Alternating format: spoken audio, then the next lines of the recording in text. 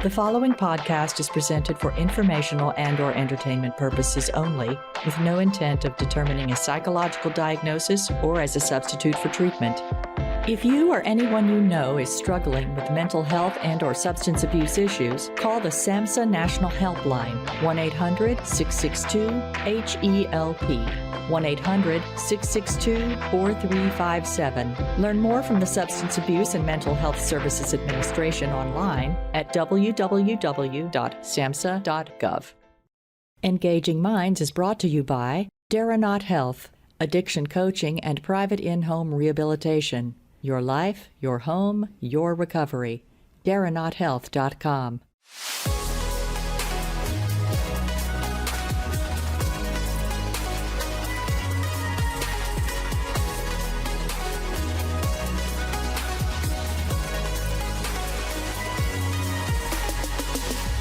Hey, this is Dr. G, and welcome to Engaging Minds, where we like to look at our world from a deeper, more psychological point of view.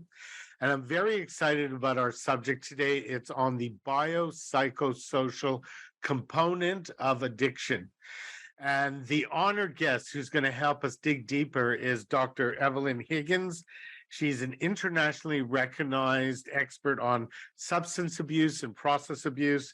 She's an award-winning radio show host, sought-after keynote speaker, and founder of Wired for Addiction, and my new friend. Dr. Higgins, it's a pleasure to have you on. Thanks, my bestie, Dr. G. Thanks, my bestie, Dr. Higgins. So, Dr. Higgins, one of the things that I find really hard to deal with as a clinician, as a clinical psychologist, is this idea that patients have so much shame when it comes to their addiction, that they feel as though if they had more willpower, that perhaps they have a moral flaw, and that's what's causing them to have this addiction, they'd be more successful in their recovery. And what I've come to understand is there's such a powerful biological component when it comes to addiction. And when I found out about your work, I was so excited because you delve in so deeply to help us understand what that component is. So I'm wondering if you could share that with our audience. Absolutely. Great opening question, Dr. G. Thanks. Because you know what? Addiction is not a moral flaw. Yet still in 2023, with where we are with science, we still put that drape around the whole process of addiction.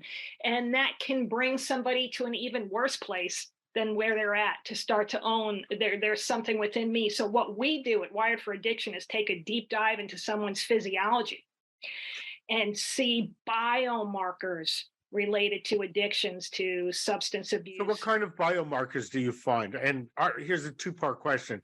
Sure. Are they different for someone who may have a substance abuse or alcohol, be an alcoholic, versus someone who has a behavioral addiction, a food addiction, et cetera? I'm just fascinated. Right. So great question. There's not a gene per se for each one of the addictions. What we do is we look at 85 different biomarkers, starting with neurotransmitters, hormones, and then I'm going to use a science term here, but we won't lose anybody. I love science. No. I actually am someone who likes science. So it's a SNP. That stands for single nucleotide polymorphism. All that means is that there's an error in genetic coding. So we can identify that, we isolate, we identify, we measure. When we do that, we can now pinpoint those biochemical pathways that are troublesome for that individual. So be it a mental health situation, anxiety, depression, OCD, ADD, ADHD, be it alcohol, drugs, sex, gambling, pornography, whatever it may be, we are going to see where those weaknesses lie. It's just that individual found pleasure in whatever substance or what they chose as their way to self-medicate. Exactly. And, one of the questions, again, as a clinician, because that's my role, is I go, okay, that's great information, Dr. Higgins. How can I apply that when I'm working with a client? How can someone, apply that when they're working with a loved one or in a family? Right. So oftentimes when we go over someone's lab panel, they actually start crying. Yeah. Because all of a sudden you can identify, and it's not me wanting to be this way and upset the apple cart in my life and everybody around me life, but we've identified what's going on. So let's say, I imagine that must be an incredible relief for someone oh to gosh, take yeah, off so much pressure to go, oh, okay, now I have something concrete to deal with. Now I have something to understand about myself. That again, coming back to our original statement, this isn't just a moral flaw or a lack of willpower. right. It's a disease. And we start It's like identifying. diabetes or whatever, heart disease. Right, right. Somebody has diabetes. We don't ask them why they're so weak. But if someone has an addiction, that's fair game for a question, or so we think. So we identify these biomarkers, what that does for the individual as well as for their loved ones. All of a sudden they say, I get it. You know what? Had I never even talked to you and did any intake, we would still see the picture of how that you are acting clinically, the clinical correlations to what we're finding in the biomarkers. So for the individual, for anyone in their world, all of a sudden it starts to make sense. Yeah, that is the key. It starts to make sense. They can start to put their narrative, their life Exactly. story together. And I guess it would be a great help for like a psychopharmacologist or a psychiatrist in their treatment and choice of medication. Absolutely. That's one of the lab tests that we do. We don't have the patent on that like we do for the Wired for Addiction panel, but on the pharmacogenomics. So that you take someone's sample, just like we would do any kind of buccal swab, and we would then see what medications would be healthy for them, would Sure. not have any adverse effects, would be effective for them, or would be ineffective for them. I can't tell you how many times someone's been on an SSRI medication or an antidepressant 10, 15 years. And then we do these lab tests on them. We're like, first of all, you have no serotonin. So that was not the one that was going to Yeah, work. that wasn't a great choice. Let's do something Right, right, else. right. That wasn't a great choice. On top of that, when we look at that particular prescription in your labs, we see that it's cautionary, that you're going to have adverse side effects. So all those other things that started happening as a result, it makes sense. We shouldn't be guessing in 2023. I think that's the key element. We shouldn't be guessing, and the science is there. What I love about what you do, it's something I do in my own work, in my company, Daranaut, which we do Right. concierge detox and alcohol rehab in the privacy of someone's home. There's a plug. But but the reason I do it is because I really feel that there has to be individualized programs for each person, that each person who comes to us has a different, as you would say, genetic makeup. Right. Or we would say behavioral makeup. That's the behavioral component of why they do what they do. So having that information is tremendously valuable. And what it also does, I believe, Dr. Higgins, is we can separate the person from the illness and Right. go, okay, that's an illness. That's not you as a person. We're Right. going to make you dynamic, successful, help you find your passion, help you overcome, your addiction. But we also have to deal with the illness, which again is something separate. And then we're going to put you back together again, like Humpty Dumpty. Yeah, absolutely. Absolutely. I mean, we talk about addictions as a biopsychosocial disease, as this triangle, yet that bio part really has been left out. I that was my attraction to your work. I have always felt like I just skim over it in my work, and because we're trained as psychologists to go, well, it's nature and nurture. But when someone asks you questions about nature, you never really know how to answer it. Just go, well, it's complex, and I don't really know what to say, because there wasn't really, the work wasn't there, or I wasn't aware of it Right. until Right. I found out about your work. Right.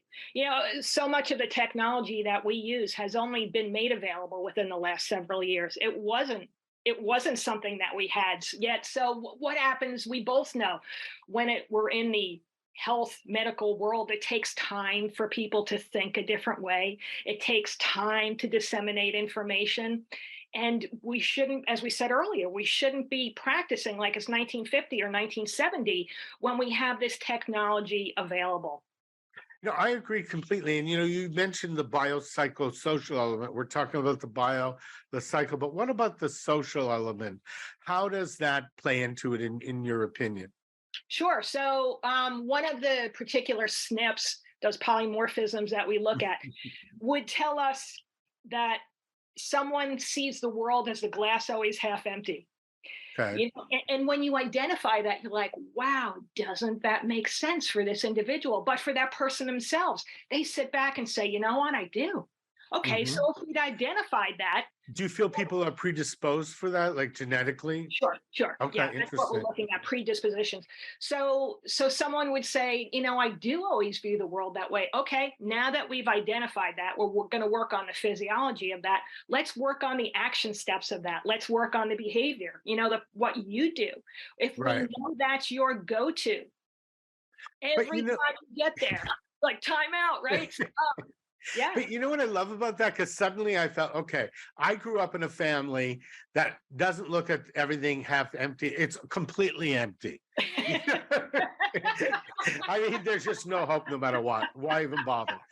But now that I feel like, oh, okay, well, that's something through my own growth, therapy, etc., I've had to learn to deal with. I go, oh, okay. It makes so much sense that I would be biologically, genetically predisposed to that. You just have to meet my parents and you could completely understand where it's coming from. But what it does for me in my own understanding is even in that moment when you said it, I went, oh, okay. Well, no wonder I think that way. It didn't right, all become so personalized that there was something inherently wrong with me. right, right. And I think that's so powerful. I was wondering, you said about society, like, this isn't 1950s, this isn't 1970s. How do we get society to catch up with the scientific, understanding of what you're doing? Because people are so entrenched in their belief system. Right, right. It's education, and it's things like what you're offering here on your podcast. It's having talks, it's getting that information out there, sharing with other physicians, with other clinicians, with other therapists, saying this is going to make everybody's job easier and we're going to have better outcomes. So, let's start to bring this information into what we do. Let's start creating a change. Can you also try to, apart from, we talked about addiction or what we call process addiction, but for our audience, things like gambling addiction, sex addiction, shopping addiction. Can you actually test for those too? I mean, are there markers for that? So there, like I said earlier, it's not going to be identified. Okay, here's sex for you. Okay, Yeah. here's alcohol for you. It's going to be those biomarkers that tell us where the weaknesses are, and it's what that individual first finds as the self-medication, which becomes their go-to. Got it. I'm sure you see people with multiple addictions. It's because they found pleasure in the self-medication of more than Well, one. yeah, I was just going to go there. A lot of times, like I said, one of the things I've worked a lot in is in the obesity community. I worked for a bariatric center for Okay. years where I had to do the intake. And I noticed that, a couple things, especially around obesity and food addiction and, binge eating, there was so much shame because people just feel, well, that person's, obese because they have no willpower. And the person believes that too. But Right. what I noticed is even when they have the bariatric surgery, many times and they'll lose 100 pounds, they cross addict. Yeah. They go into alcohol or they go into, like you said, a behavioral addiction. So it seems like the addictive component is just so powerful within Right. their genetic makeup. Right. How many times do you hear out of your patients that, okay, I'm going to stop drinking? And then they're, okay, I started on XYZ pill or whatever. There's that, I just switched, Yeah. and you kind of try to kid yourself for how long that goes on for in each individual. I haven't drank in 6 months, but now I find I'm myself. smoking pot every day. So that, right. Exactly. Yeah. And it's okay now that it's legal. I can do it every day as though. I was going to go there, but I thought we're going to get complicated with the legality of it. Well, Yeah. but I mean, just because alcohol is legal doesn't mean you have to drink it Bingo. incessantly all day. Right.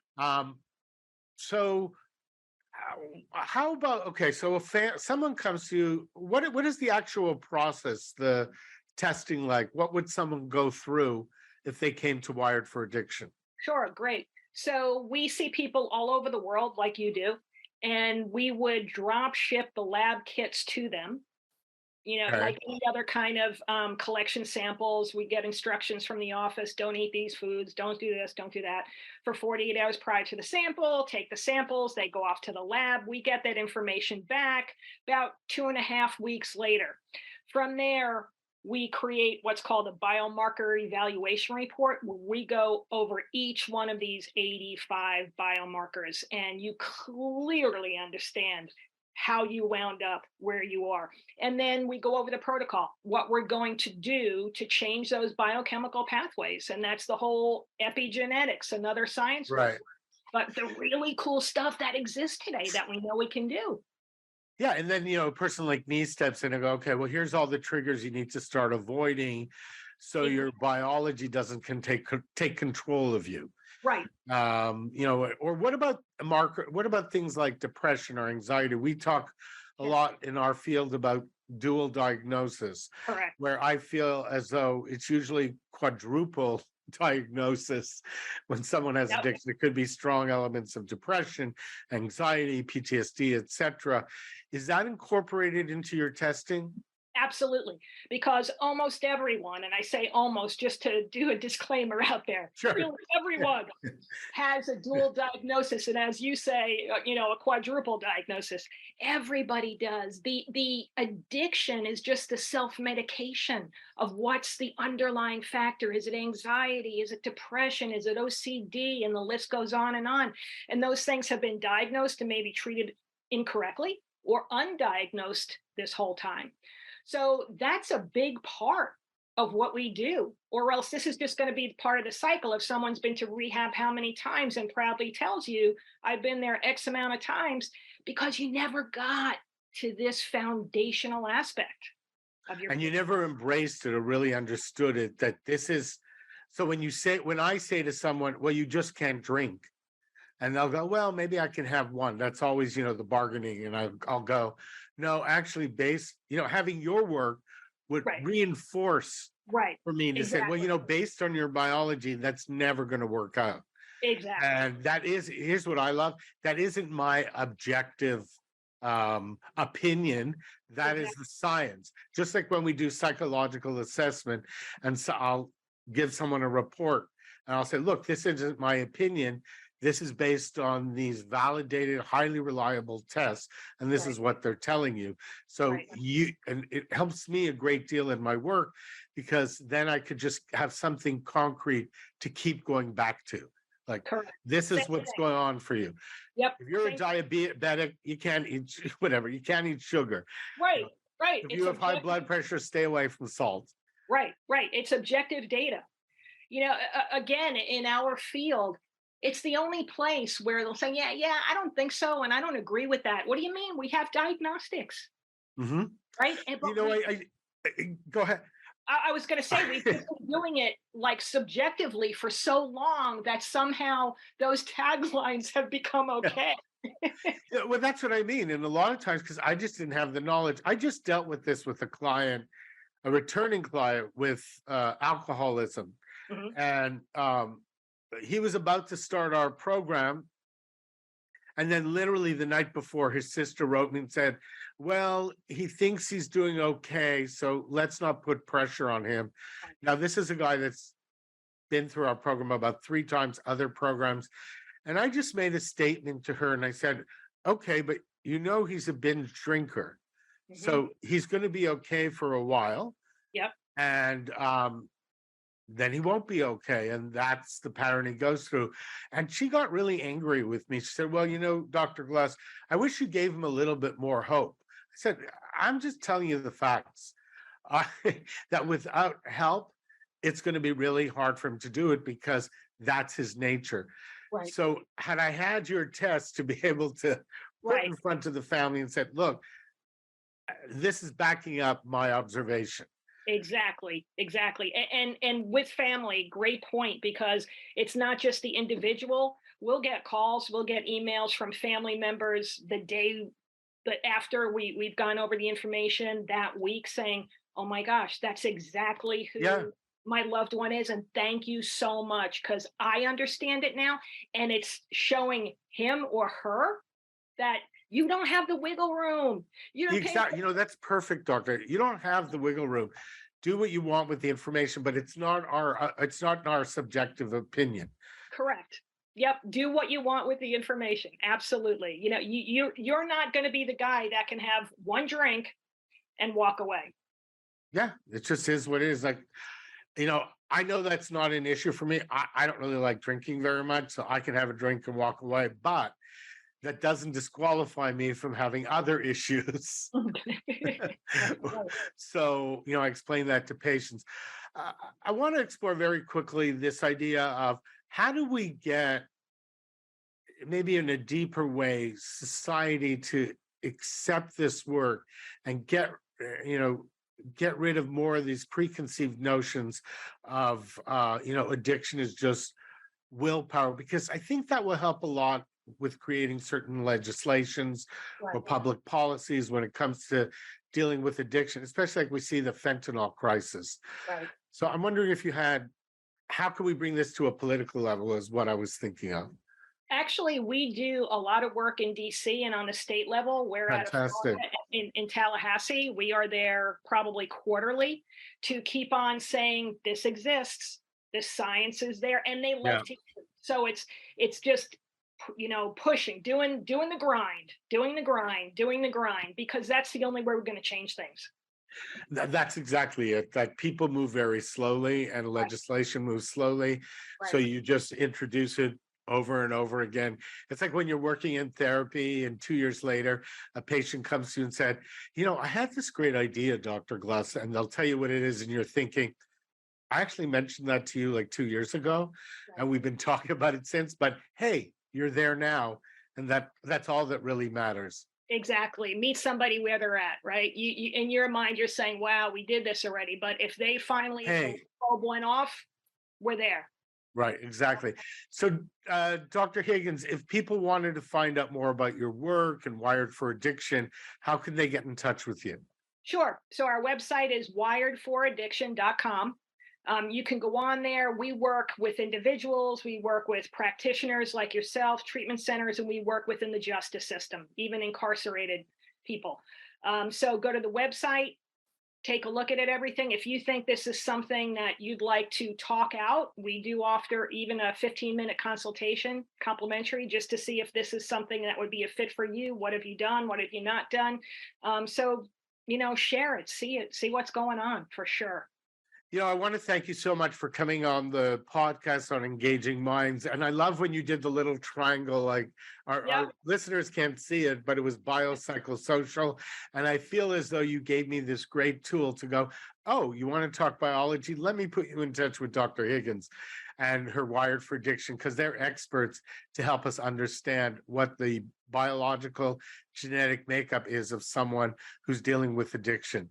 So again, I want to thank you so much. I want to tell our listeners, if you missed any of that information, you can always contact me at darrenaughthealth.com, and we can forward the information to Dr. Higgins.